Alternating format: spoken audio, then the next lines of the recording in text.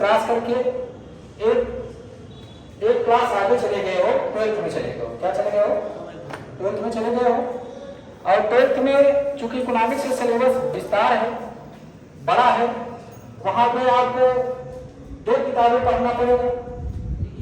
एक माइक्रो जो व्यष्टि अर्थशास्त्र है और दूसरा मैक्रो जो समष्टि अर्थशास्त्र है। आप सब दोनों किताबें हम पढ़ाएंगे।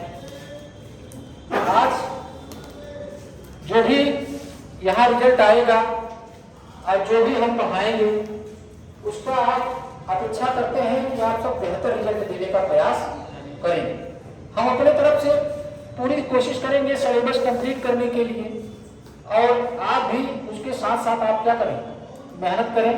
और अग्रिम शुभकामनाएं आप सबको रहे कि आप अच्छे अंक से जो सिलेबस पढ़ाया जा रहा है उसको क्वालिफाई करें। तो आज हम पहली शुरुआत हम कर रहे हैं जो 12th क्लास की है, वो समष्टि अर्थशास्त्र और व्यष्टि अर्थशास्त्र चालू कर रहे हैं। क्या कर रहे हैं? व्यष्टि अर्थशास्त्र। इसी को हम सूक्ष्म अर्थशास्त्र भी कहते हैं, इसी को हम सूक्ष्म कहते हैं, और अंग्रेजी में इसको माइक्रो इकोनॉमिक्स कहते हैं। माइक्रो सूक्ष्म होती है, माइक्रो क्या होती है और मैक्रो बड़ा होता है। ये सूक्ष्म अर्थशास्त्र हम आपको पढ़ाने का प्रयास, और उसी में आप अर्थशास्त्र का परिचय भी पढ़ेंगे और मांग का नियम भी पढ़ेंगे।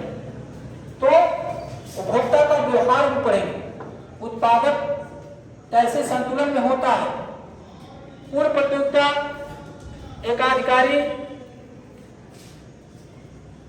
एकाधिकार, मोनोपोलिस्टिक, ओलिगोपोली, मार्केट को भी आप इसी में पढ़ेंगे। साथ साथ में आप रेट थ्योरी भी इसी में पढ़ेंगे। इसमें एक सूक्ष्म है तो आप इसमें मांग के नियम को बढ़िया से विस्तार से पढ़ेंगे। अब इसी में मांग का नियम आता है। क्या आता है? मांग का पहली शुरुआत हम मांग के नियम से करते हैं। किससे करते हैं? मांग के नियम से करते हैं। डिमांड थ्योरी, पहले हम क्यों मांग करते हैं वस्तुओं की हम क्यों मांग करते हैं? भाई वस्तुओं की इसलिए मांग करते हैं क्योंकि हमें आवश्यकताएं होती है। क्या होती है? अगर हम वस्तु को क्यों मांग करते हैं, हम किसी वस्तु को मांग क्यों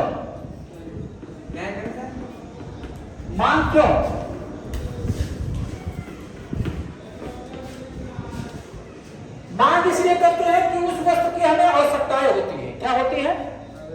उस वस्तु की आवश्यकता होती है। किसकी? उस वस्तु की जिसकी हम मांग कर रहे हैं, उस वस्तु की जिसकी हम मांग कर रहे हैं, वो क्या है? उसकी हमें आवश्यकताएं हैं, इसीलिए तो हम मांग करेंगे। आवश्यकताएं रहेंगे तो हम मांग क्यों करेंगे? मार्केट में बहुत सी वस्तु है जिसकी हम मांग करते ही नहीं क्योंकि हमें आवश्यकताएं नहीं। अब जैसे शराबी को शराब की आवश्यकता है तो शराब का डिमांड करेगा, और जो नहीं पीता है तो उसका डिमांड करेगा क्या? नहीं करेगा ना, क्योंकि उसको आवश्यकता है वो चीज की नहीं। इसलिए मांग क्यों करते हैं हम वस्तु की? क्योंकि हमें उस वस्तु की आवश्यकता है। अब उस वस्तु की जब हमें आवश्यकता है, इसीलिए हम डिमांड करते हैं, तो उसके लिए हमें आय चाहिए। अब मांग तो आप कर लिए,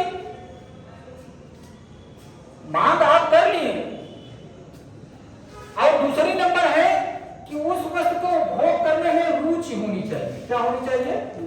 रुचि होनी चाहिए।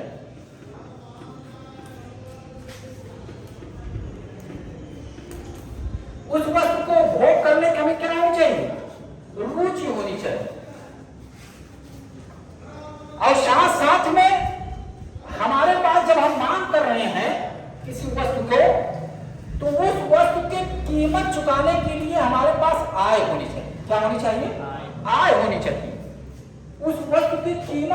के लिए, उस वस्तु की कीमत चुकाने के लिए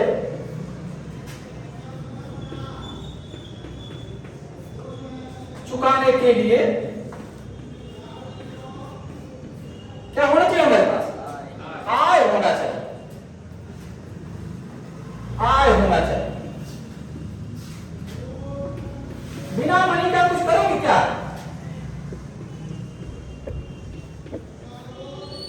उस वस्तु की कीमत चुकाने के लिए हमारे पास क्या होना चाहिए? आय होना चाहिए। हम मांग किस लिए करते हैं? क्योंकि हमारे पास आवश्यकता है उसकी, हम उसमें हम इंटरेस्ट जगाए, अपनी रुचि जगाए, इसलिए हमने मांग किया। और उस वस्तु की जब मांग हमने कर लिया तो उस वस्तु की कीमत चुकाने के लिए हमारे पास क्या होना चाहिए? आय होना चाहिए। कैसे कर लोगे? हाँ? और साथ साथ में कभी कभी डिमांड इसलिए भी हो जाता है कि किसी वस्तु की कीमत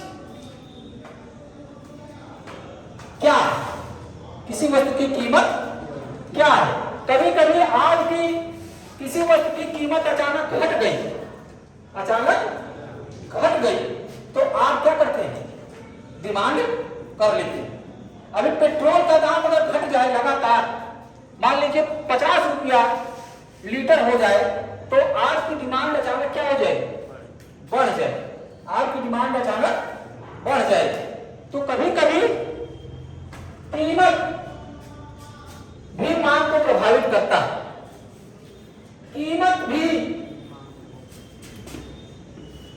कीमत मांग को प्रभावित करता है।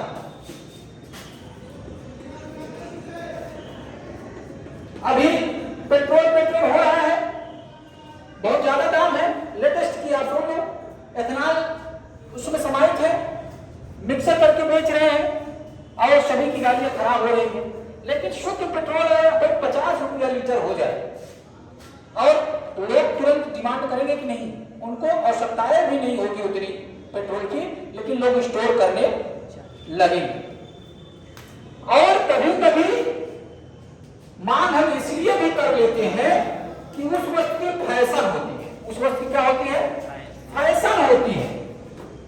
उस वस्तु की फैशन हो जाती है। फैशन के कारण हम मांग कर लेते हैं।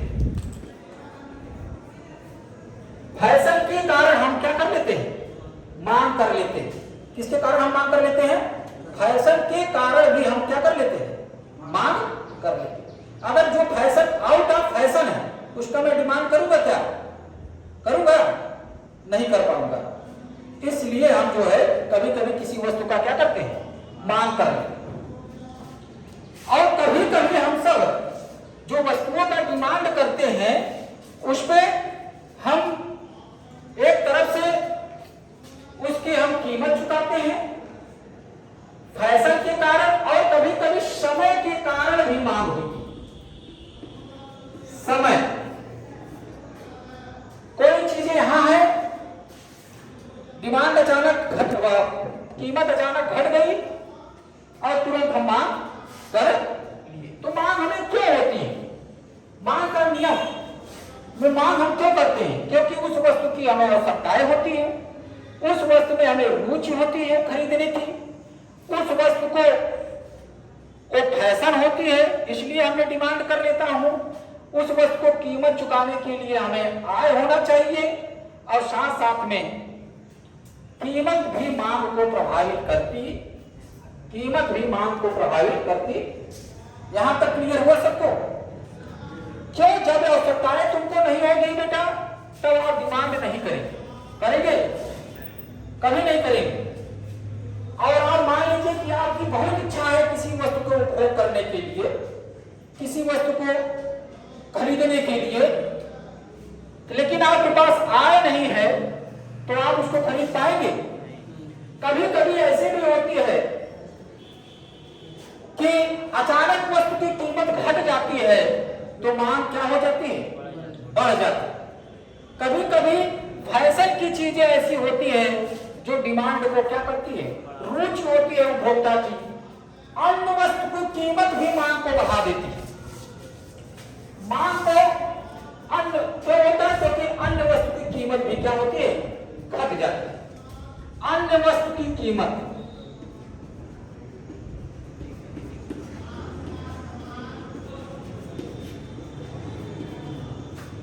घटने पर भी मांग क्या होती है? मांग क्या होती है? बढ़ जाती है।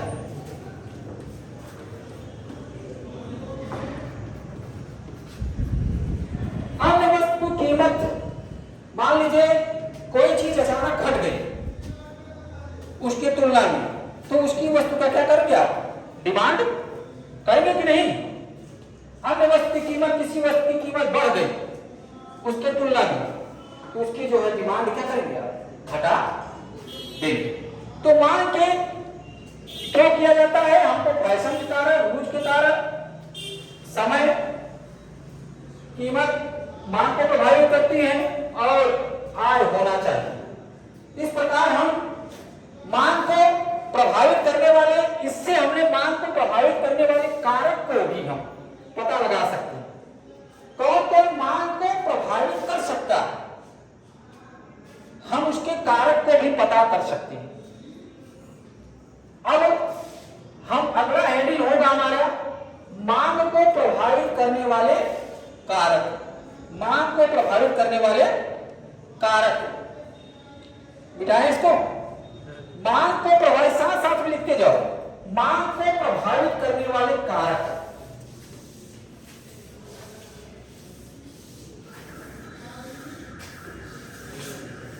मांग को प्रभावित करने वाले कारक।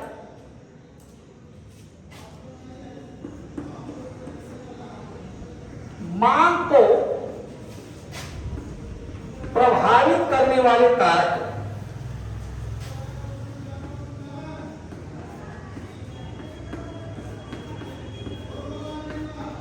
अभी जो पढ़ लोगे, ये जो मांग पढ़ रहे हो, ये पीजी ग्रेजुएशन और साथ साथ में जो कंपटीशन तैयारी करोगे, लगभग यही होता है। कोई अंतर नहीं होता, टॉपिक में कोई अंतर नहीं। तो मांग को कौन कौन प्रभावित कर सकता है?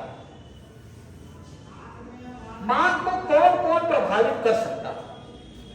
डिमांड को कौन कौन प्रभावित कर सकता है? बताओ बताओ। कीमत, कीमत प्रभावित करता ही नहीं। कीमत घटी तो मांग बढ़ी, कीमत घटी तो मांग, विपरीत संबंध होता है, इनवर्स रिलेशन होता है। कीमत और मांग में कैसा संबंध होता है? उल्टा, विपरीत संबंध होता है। एक घटेगी तो एक दूसरी बढ़ेगी, तो वही उल्टा होता है ना, इनवर्स रिलेशन होता है। तो वस्तु की कीमत, वस्तु की कीमत P एक्स करते रहे, वस्तु की कीमत भी मांग को, एक वस्तु की कीमत घटी तो उपभोक्ता उसकी मांग को बढ़ा। जैसे पेट्रोल की कीमत घट जाएगी तो उसका डिमांड अगर 10 लीटर का सकता है तो 20 लीटर कर देगा कि नहीं? कर देगा नहीं? चलिए दूसरा देखो, अन्य वस्तु के क्रय करने की उपलब्धता, या ऐसे लिखो, संबंधित या अन्य वस्तु की कीमत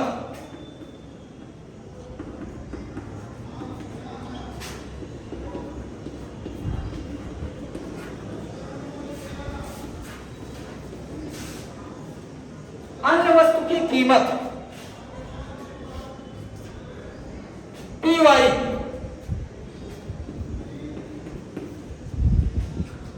कोई वस्तु की उसके तुलना में दूसरे वस्तु की अगर कीमत घट जाती है, मान लीजिए तुम 2 वस्तु खरीदना चाहते हो, एक संतरा और एक आम खरीदना या सेब खरीदना चाह रहे हो, तो अब मान लीजिए कि सेब का दाम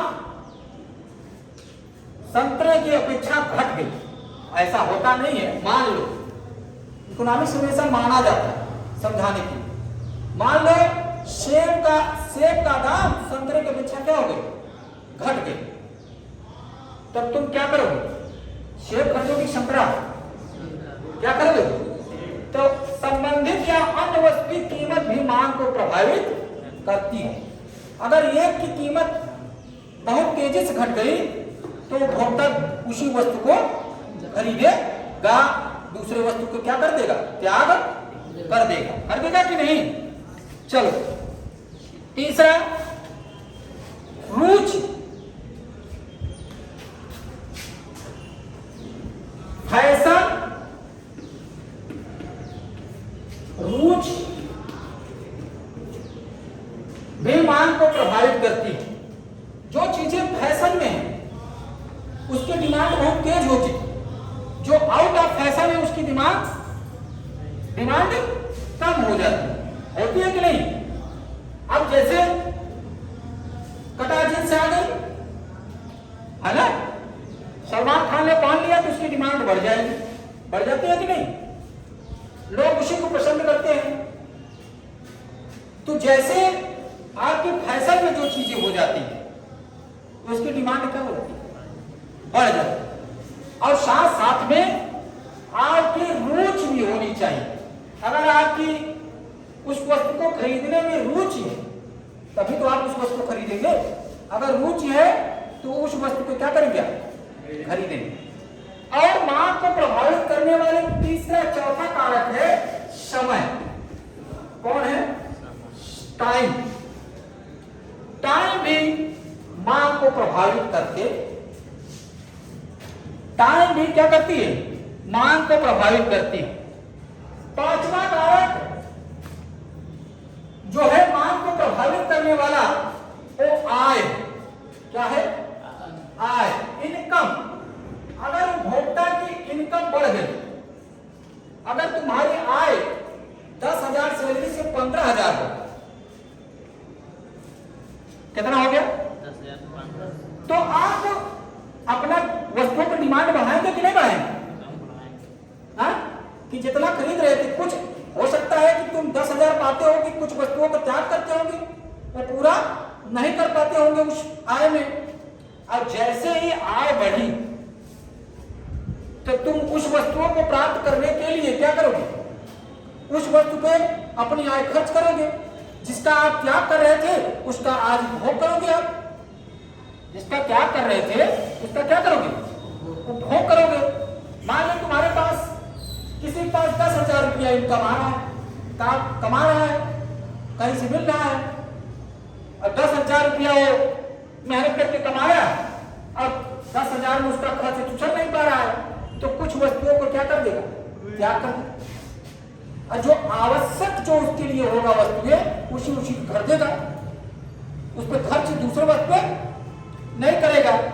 तो जैसे इनकम 15,000 हो गई, 20,000 हो गई, तो जिस वस्तु का वो त्याग कर रहा था, पहले खरीदने में अक्षम था, अब वो क्या हो गया, सक्षम हो गया। क्या हो गया, वो सक्षम हो गया।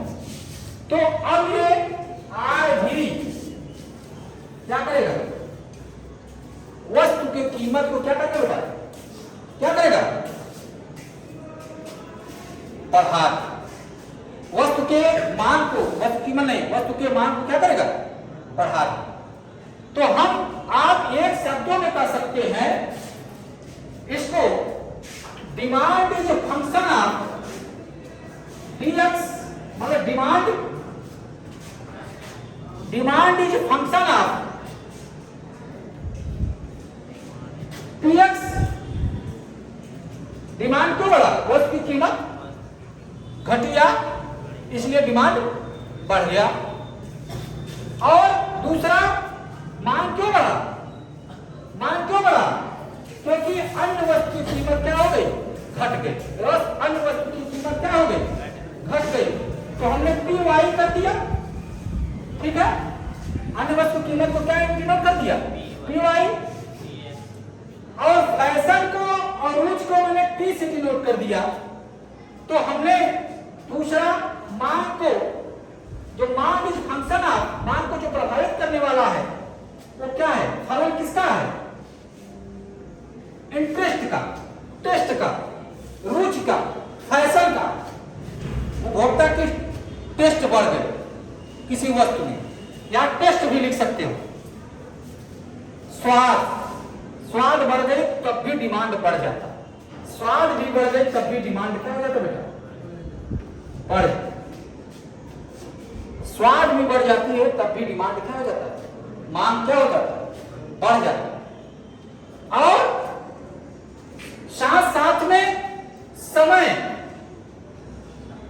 को टीएम से हम दर्शा दे रहे हैं। और मांग को प्रभावित करने वाले एक अन्य कारक कौन है? आय। कौन है? तो डिमांड इज फंक्शन, डिमांड फलन है किसका किसका? मांग फलन किसका किसका है? कीमत का, किसी वस्तु के अन्य वस्तु की कीमत का, टेस्ट का, रुचि का, फैशन का, और समय का, और आय। इसके कारण आपकी डिमांड बढ़ती है, इसके कारण आपकी मांग क्या होती है? बढ़ती है। और एक दायरे में आप रहकर आप इस मांग को बढ़ा सकते हैं। व्यष्टि भाव में मांग बहुत महत्वपूर्ण होती है। सब अर्थशास्त्र का नियम को फॉलो करना मांग से होता है। जब तक किसी वस्तु का डिमांड नहीं होगा, मांग नहीं होगी, तब तक वस्तु बेकार है। क्यों उत्पादन होगी बताइए? क्यों उत्पादन होगी? कोई वस्तु का डिमांड नहीं हुआ तो उत्पादन क्यों होगी? उत्पादन क्यों होगी? इसलिए होगी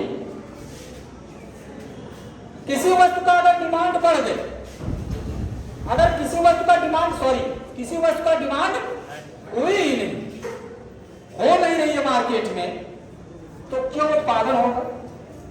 सब खेल किसका है? मांग का है। सब खेल किसका है? मांग का ही है।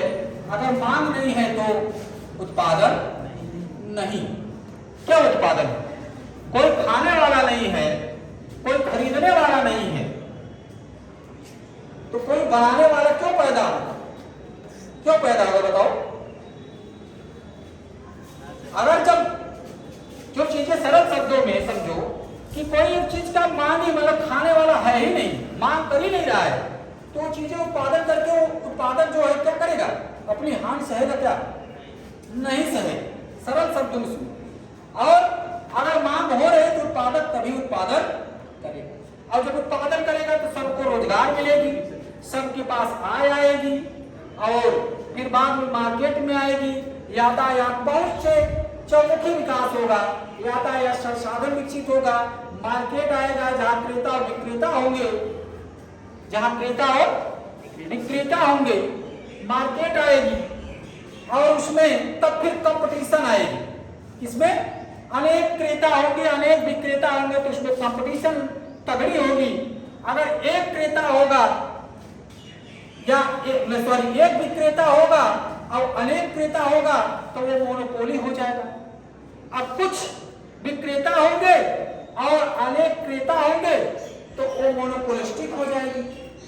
लगभग 10 विक्रेता होंगे, अधिकतम 10 विक्रेता होंगे और अनेक क्रेता होंगे, उसमें ओलिगोपोली आ जाएगी।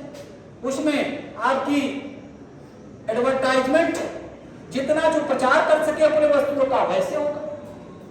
बिना डिमांड का कोई वस्तु का उत्पादन नहीं होगा। बिना मांग का किसी वस्तु का उत्पादन, अगर मांग नहीं है तो अर्थव्यवस्था शून्य, अर्थव्यवस्था शून्य। तो अब इसी में हमने क्या कहा? मांग के कारक कौन कौन मांग को प्रभावित करता है? मांग को वस्तु की कीमत प्रभावित करता है, अन्य वस्तु की संबंधित वस्तु की कीमत प्रभावित करता है, टेस्ट उपभोक्ता की रुचि फैशन प्रभावित करता है, समय प्रभावित करता है, और साथ साथ में उपभोक्ता की आय बढ़े, आय बढ़ी तो मांग बढ़ जाएगी, आय बढ़ेगी तो मांग बढ़ जाएगी, आय घटेगी तो मांग घट जाएगी, बढ़ जाएगी। तो अब हम इसको मिटा दे, आगे चलो। तो अगर हम सभी कारकों में, अगर हम सभी कारक को लेंगे तो स्पष्ट चित्र प्रस्तुत नहीं हो पाएगा, स्पष्ट चित्र हम प्रस्तुत नहीं कर पाएंगे। तो हमको एक कारक को लेकर जो आगे बढ़ना होगा। तो मांग का नियम हमें क्या बताता है? अभी क्या, अन्य वस्तु की अन्य सभी परिस्थितियां समान है। मांग का नियम क्या बताता है? लिखो, अन्य सभी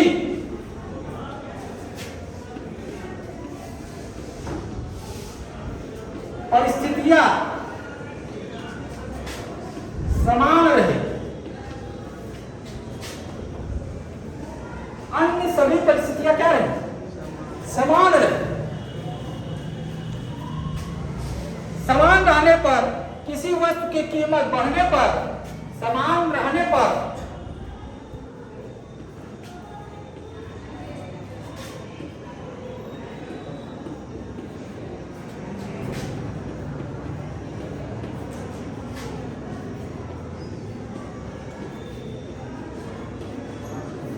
किसी वस्तु की कीमत बढ़ने पर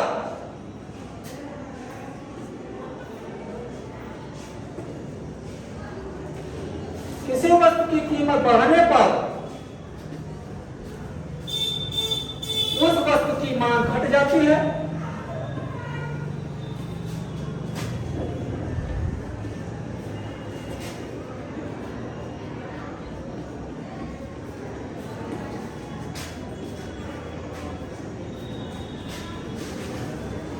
बगल डाट क्या होगी?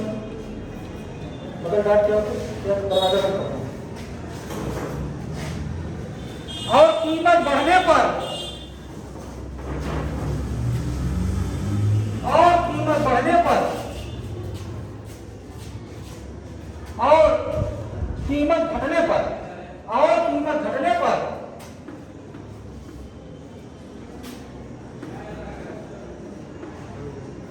और कीमत घटने पर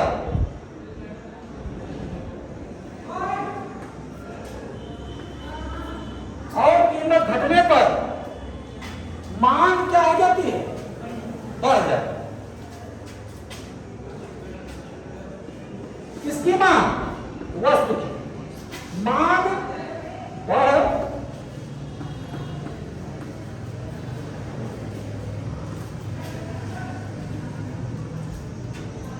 कीमत अन्य परिस्थिति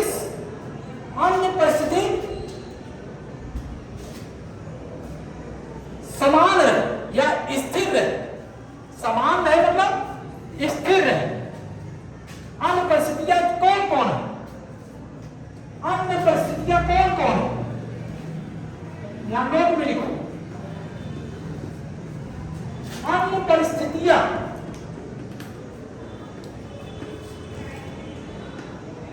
जो समान या स्थिर मान लिया गया है, स्थिर या समान मान लिया गया है, कौन कौन? अन्य परिस्थितियां समान या स्थिर मान लिया गया है, कौन कौन है? उपभोक्ता की आय,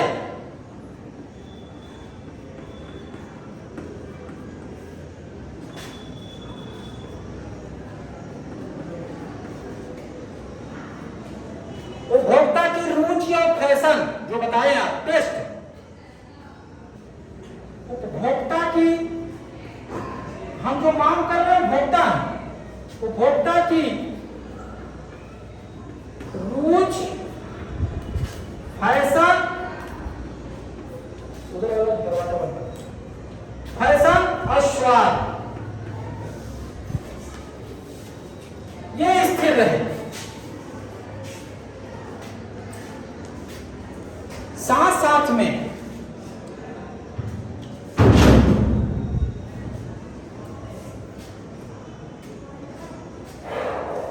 संबंधित वस्तु की कीमत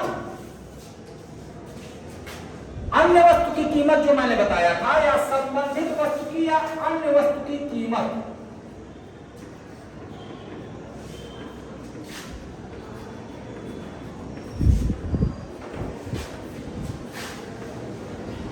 स्थिर है।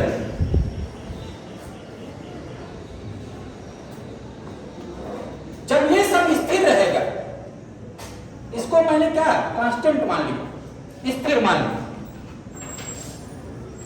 तो किसी वस्तु की कीमत बढ़ने पर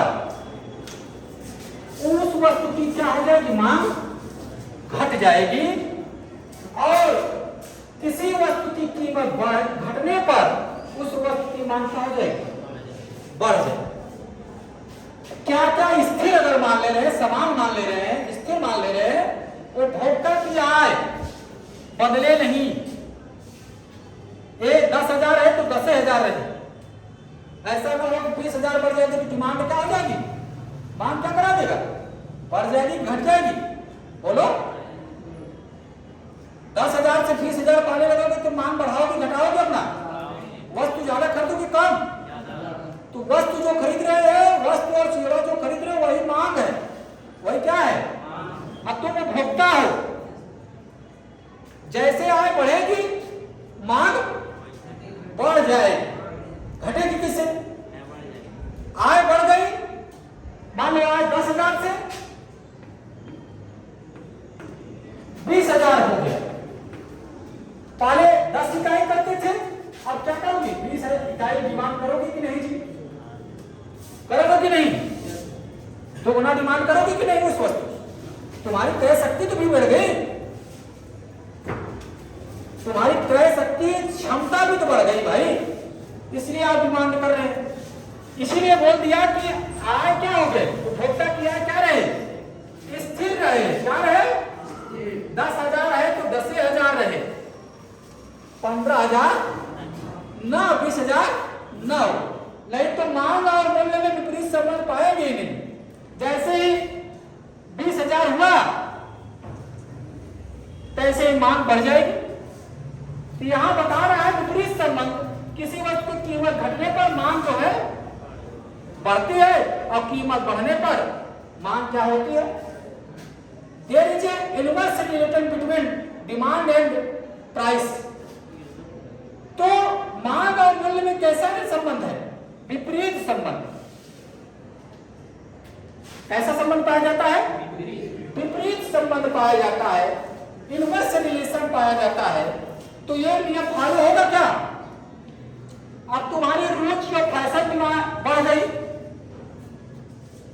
तो उस रुचि और फैशन को भी अगर स्थिर नहीं मान रहे हो, तो जैसे आय बढ़ेगी या जैसे ही रुचि बढ़ेगी, वैसे चाहे जितने मूल्य बढ़ जाए, मांग उस वस्तु की क्या हो जाएगी, आप करेंगे ही करेंगे, करेंगे ही करेंगे, भले दूसरी वस्तु को क्या कर देंगे, आप त्याग कर देंगे, भले दूसरी वस्तु को क्या कर देंगे, त्याग कर देंगे आप।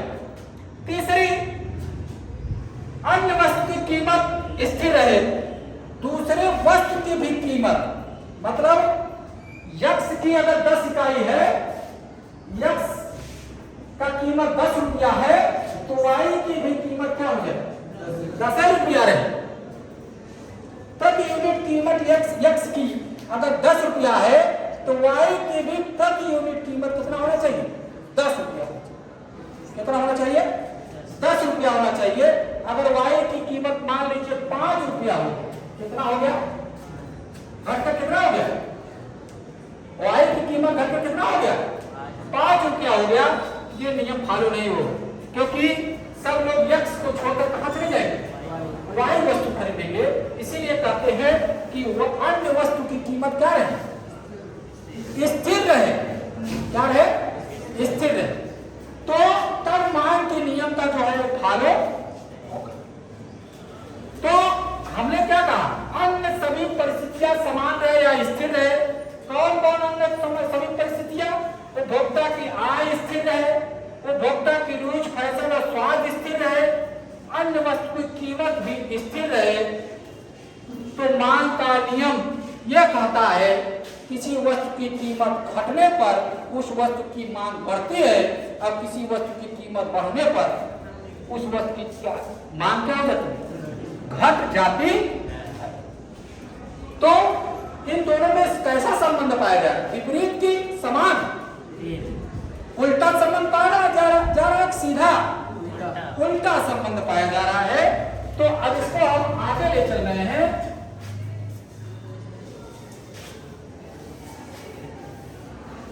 आगे इस इतना समझ गए तुम सब, समझे कि नहीं? अब उदाहरण से ले लो, P, मान लो P is inverse upon 1 upon x, ले लो इसको सूत्र में ले लो। P inverse 1 upon x, x बढ़ेगी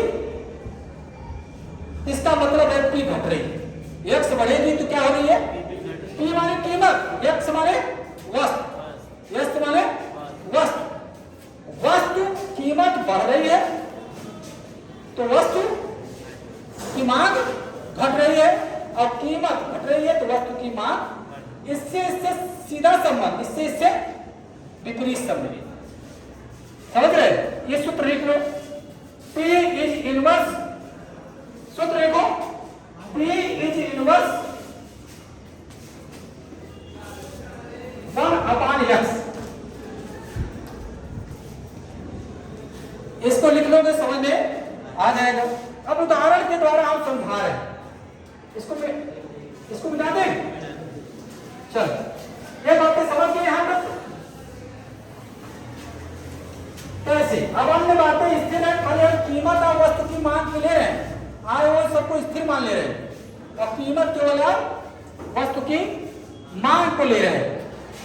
अब जैसे लिखो वस्तु की कीमत, किसी भी वस्तु की, मान लो सेब की कीमत या वस्तु की कीमत लिखो, वस्तु की कीमत, और वो वस्तु कौन है, मान लो सेब, कौन है, सेब, वो वस्तु कौन है, सेब, और मांग, उस वस्तु की मांग,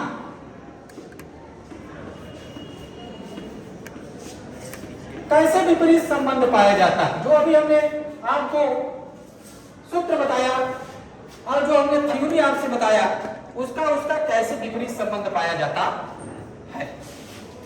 पहला देखो, अगर कोई मान लीजिए वस्तु की कीमत 100 रुपया, कितना है वस्तु की कीमत, कितना है 100 रुपया, कितना है 100 रुपया है। तो कोई उपभोक्ता जो सेब की कीमत कितना है 100 रुपया, कोई उपभोक्ता कितना खरीदेगा 10 केजी, ये केजी में मान लो, ये केजी में मान लो, कितना खरीदा बेटा 10 केजी, है ना? मान लो 1000 रुपया को लेकर गया और किसी वस्तु की कीमत मान लो 100 रुपया, पहले 100 रुपया था, उसने क्या केजी खरीदा 10 केजी खरीदा, कितना केजी 10 केजी खरीद लेगा कि नहीं? 1000 में 10 केजी खरीदेगा कि नहीं? मान लो उसके पास आय कितना है, एक, कितना है, कितना केजी खरीद रहा है 10 केजी। अब मान लीजिए वस्तु की कीमत घटकर कितना हो गई 80 रुपये, कितना 80 रुपये, 80 रुपया हो गया, हुआ कि नहीं? अब 80 रुपया हुआ तो उसने 1000 रुपया में कितना खरीद सकता है बताओ? लगभग 13 केजी हम मान ले रहे हैं, कितना 13 केजी, नहीं बढ़ा की घटा, सेब की कीमत घट गई तो वस्तु की मांग बढ़ गया। कितना? 13 kg हो गया। कितना हो गया? 13 kg हो गया। अब मान लो फिर कीमत घटकर 60 रुपया हो गया। कितना हो गया बेटा? 60 रुपया हो गया। 1000 में कितना केजी खरीदोगे?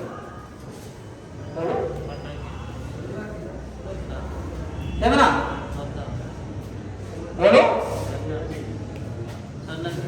16 पक्का? गणना कर लेना। कितना खरीद रहे हो? तो जय और फिर से सेब का और मांग प्राइस मूल्य घट गई।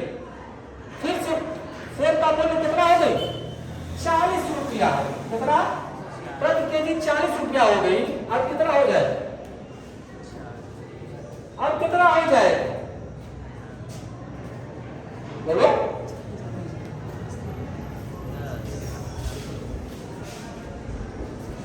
40 रुपया हो गया। 1000 में कितने किलो सेब खरीदेगा? करना ही नहीं आ रहा है।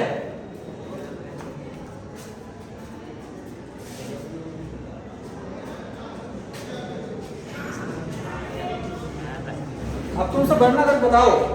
अरे 4 धाम 40, 4 धाम 40, अब 200 कितना होगा? कितना? 25। इतनी सिंपल बात है। अब इसमें क्या बता रहा है बताओ? ये जो मैंने तालिका दिया है आपको, तो उसमें क्या बताया? आप इकोनॉमिक्स पढ़ रहे हैं तो आपको मैथ रहना चाहिए थोड़ा थोड़ा। इतना भी लिखिए कि 40 रुपया के 1000 के 40 रुपया केजी के हिसाब से कितने किलो सेब आएगा मांग करोगे। अगर ये नहीं रहेगा तो विक्रेता तो आपको 20 केजी से भेज देगा, 5 केजी का लॉस हो जाएगा। इसका अर्थ ये हुआ है जैसे जैसे वस्तु की कीमत क्या हो रही है? घट रही है, वैसे वैसे वस्तुओं का डिमांड क्या हो रहा है? बढ़ रहा है। क्या हो रही है? बढ़ रही है। वस्तु की कीमत घट रही है और वस्तु की मांग क्या हो रही है? तो जो इनवर्स रिलेशन हमने बताया वो सही है? हाँ, एकदम करेक्ट हो गया कि नहीं? कि कोई डाउट है इसमें? अब हम इसको वही शब्द जो मैंने आपको बताया उसमें लिखो, नोट में इसका डिस्क्रिप्शन लिखो। जैसे जैसे वस्तु की कीमत घट रही है, कोष्टक में लिख दो सेब।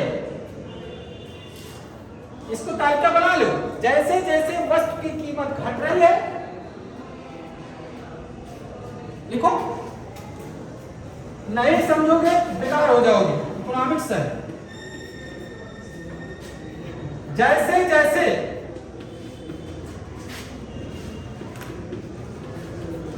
वस्तु की कीमत, मतलब सेब, यहां क्या लिखोगे? सेब की कीमत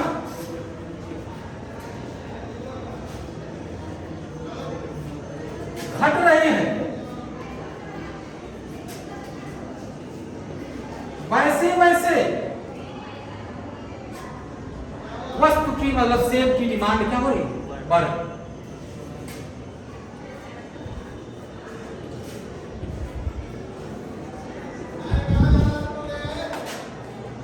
सेब की मांग क्या हो रही बेटा? बढ़ रही, घट रही है। There is an inverse relation between price and demand.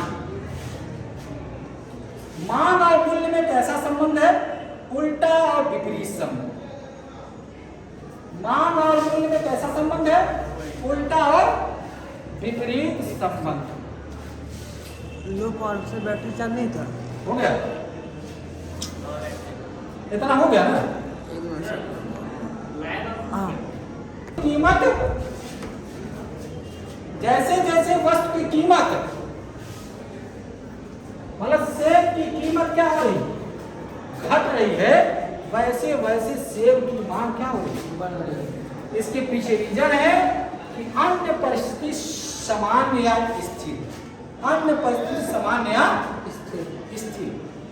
थोड़ा सा तुम सबको इतनी सरल भाषा में समझाया जा रहा है तो दिक्कत थोड़े होने की संभावना है, लेकिन बार बार अगर कोई चीज पढ़ोगे तो उसको दिमाग में आ जाए। इसके पीछे रीजन क्या है, लेकिन एक बात जान लेना, वस्तु की कीमत तो मान लो है और मांग भी, एक सीमा के बाद चाहे जितना भी घट जाए डिमांड, लेकिन चाहे जितना प्राइस घट जाए, लेकिन मांग नहीं बढ़ेगी, क्योंकि उपभोक्ता की सीमांत नियम लागू, क्योंकि उपभोक्ता की सीमांत ह्रास नियम लागू होता है। सीमांत उपयोगिता का ह्रास नियम लागू होता है, क्योंकि जैसे जैसे किसी वस्तु को, सेब को 1 इकाई खाएंगे, सीमांत उपयोगिता ह्रास नियम में बताता है जैसे जैसे एक अतिरिक्त इकाई को हम उपभोग करते जाएंगे, वैसे वैसे उसकी डिमांड क्या होगी, कम होती जाएगी। तो मांग का नियम सीमांत उपयोगिता ह्रास नियम के कारण आती है। साथ साथ में अब देखो, मांग के नियम के कारण अगला क्या दल, मांग के नियम का कारण, मिटाए इसको। क्यों हम डिमांड करते, मांग के नियम का कारण ये समझ गए कि नहीं, यहां तक समझे? जब तक समझोगे नहीं तब तक नियम का कारण, मांग के नियम का कारण क्यों, सीमांत उपयोगिता ह्रास नियम, पारा लिखो, बताएंगे हम। सीमांत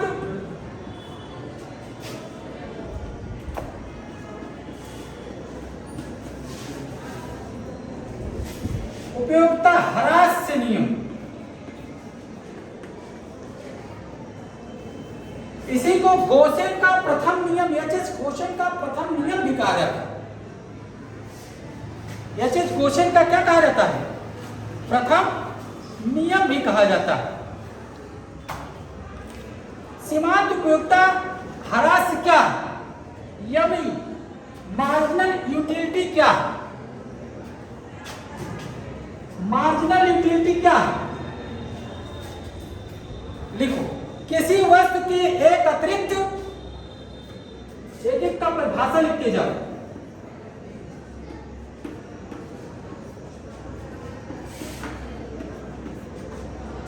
किसी वस्तु की एक अतिरिक्त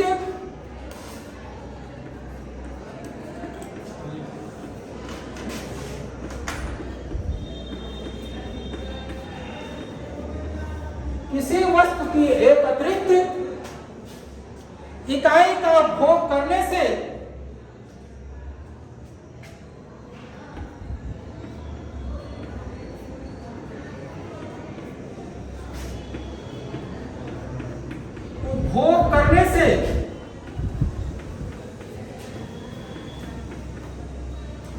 किसी वस्तु के एक अतिरिक्त इकाई का भोग करने से या करने से कुल उपयोगिता में जितनी वृद्धि होगी, कुल उपयोगिता में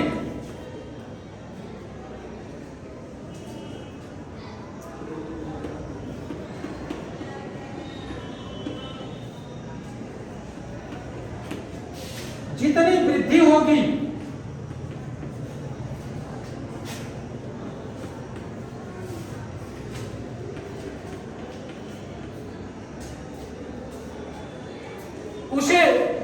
सीमांत उपयोगिता कहते हैं। उसे क्या कहते हैं?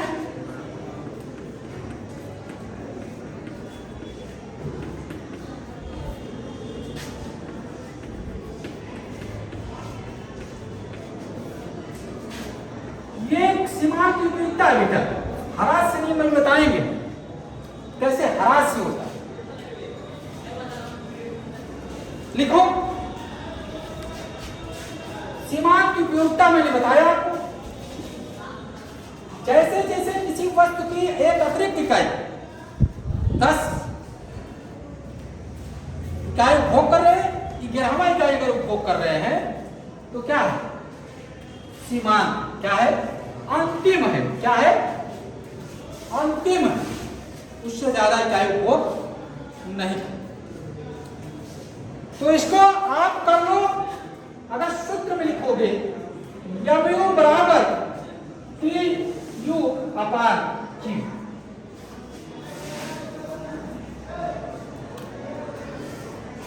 यू माने मार्जिनल यूटिलिटी मतलब सीमांत उपयोगिता, और डेल्टा TU माने कुल उपयोगिता में जो वृद्धि हो रही है ना, कुल उपयोगिता में जितनी वृद्धि होगी कुल उपयोगिता को TU से यहां लिख लो। MU माने मार्जिनल यूटिलिटी,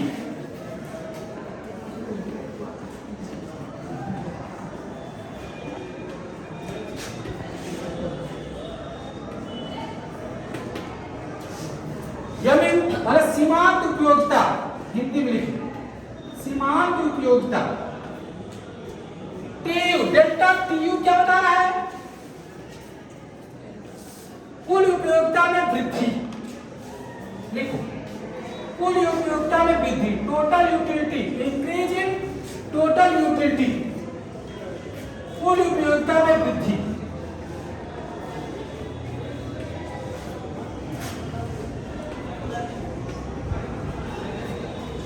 और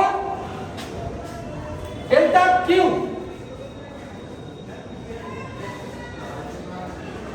डेल्टा क्यू क्या बता रहा है? मात्रा में परिवर्तन, कुल मात्रा में परिवर्तन या मात्रा में परिवर्तन।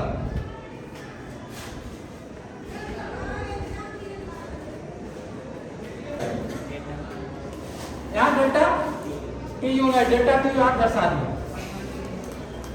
अब देखो मैंने क्या कहा, इसको एक और सूत्र में दर्शा सकते हो या कर सकते हो। MU बराबर TUN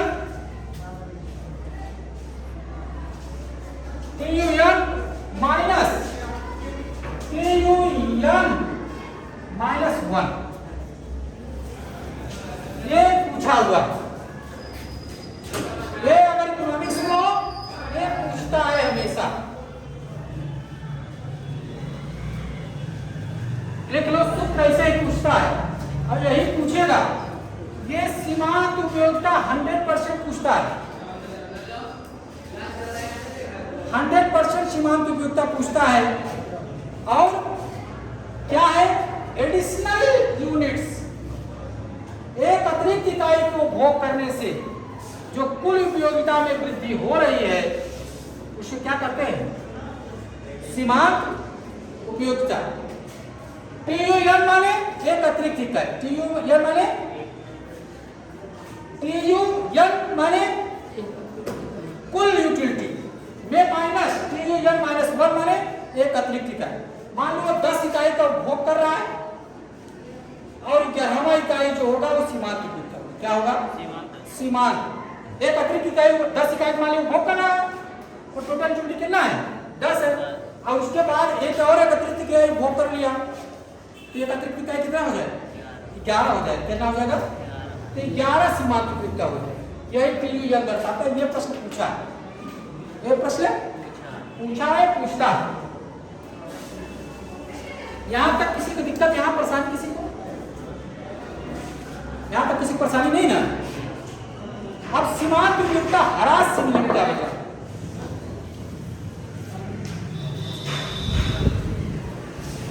सीमांत उपयोगिता ह्रास से नियम क्या होगा?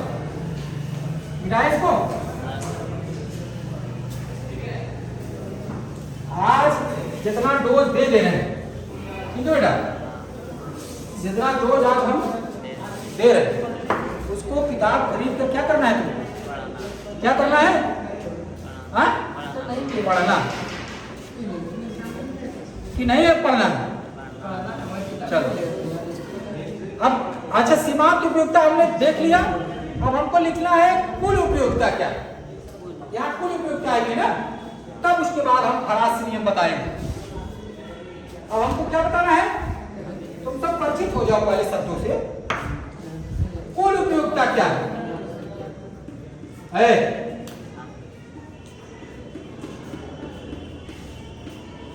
सीमांत उपयोगिता तुम सब जान गए। अब हमको क्या बनाना है? Total utility. टोटल यूटिलिटी क्या है बेटा? परिभाषा इसका भी लिखो। तब आगे हम सीमांत उपयोगिता ह्रास नियम, बोसेन का प्रथम नियम और बोसेन का द्वितीय नियम भी हम बताएंगे। सम बोसेन का प्रथम नियम का सीमांत उपयोगिता ह्रास नियम कहा जाता है और बोसेन के द्वितीय नियम को सम सीमांत उपयोगिता का नियम कहा जाता है। तो हम आगे जब इस शब्दों से हम परिचित हो जाएंगे तो आगे हम इसको पढ़ाएंगे। चलो, प्रति इकाई लिखो। किसी वस्तु की सभी इकाइयों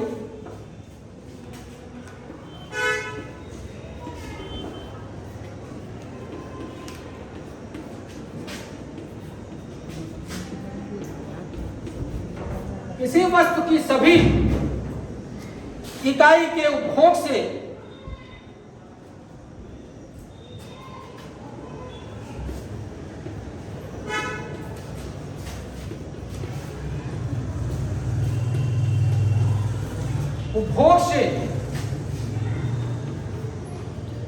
किसी वस्तु के सभी इकाई के उपभोग से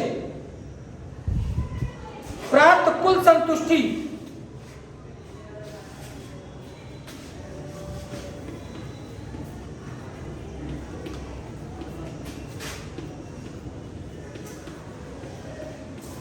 कुल उपयोगिता कहलाता है, टोटल यूटिलिटी कहलाती है।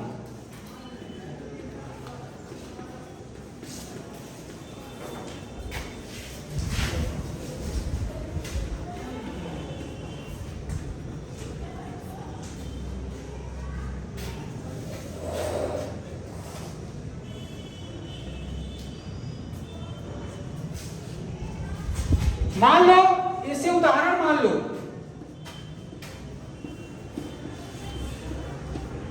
आपने 5 सेब खाया। कितना सेब? 5 सेब खाया। कितना सेब? 5 सेब खाया और उसका कुल उपयोगिता कितना मिला आपको? टोटल यूटिलिटी आपको उसमें मिला कितना? 50। कितना मिला? तो कुल उपयोगिता कितना हो गया? 5 सेब खाने से आपकी कुल उपयोगिता कितनी हो गई? 50। कितना हो गया? 50 हो गया। तो कुल उपयोगिता 5 सेब खाने से आपकी कुल उपयोगिता कितना होगी? 50। यही तो बता रहा है, किसी वस्तु की सभी इकाइयों के उपभोग से प्राप्त कुल संतुष्टि कुल उपयोगिता कहलाता है। मतलब 1 सेब खाने से 10 मिला आपको संतुष्टि। उदाहरण देखो कैसे भी, मान लो 1 सेब तुमने खाया। यहां मान लो सेब लिख दे रहे हैं, यहां लिख ले संतुष्टि। कितना लिख रहे हैं? 1 सेब खाने से कितना संतुष्टि? 10। 2 सेब खाने से 20। कितना मिला? 3 सेब खाने से 30। 4 सेब खाने से 40। 5 सेब खाने से 50। तो कुल उपयोगिता कितना होगी? लेकिन 10 मिल रहा है। कितना मिल रहा है? 10 ही मिल रहा है। तो कुल उपयोगिता कितना हो गया? अंतिम में कितना हो गया कुल उपयोगिता? 50 हो गया। कितना हो गया? 50 हो गया। अगर जोड़ लिया जाए, अगर 10 यहां रख दिया जाए, कितना बड़ा? 10, फिर 10, फिर 10, 10 फिर 10, तो टोटल 10 जोड़ोगे तो 5 में कितना आ जाएगा? 50 है। कितना आ जाएगा? तो यहाँ आप देख लो, यहाँ भी 20/10 फिर 10 फिर 10 फिर 10 फिर 10, तो टोटल जोड़ोगे कितना आ जाएगा? कितना आ जाएगा? 50। कितना आ जाएगा? 50 है। कितना आ जाएगा? आवश्यक यह लिखा है किसी वस्तु की सभी इकाइयों के उपभोग से प्राप्त कुल संतुष्टि। कितनी कुल संतुष्टि?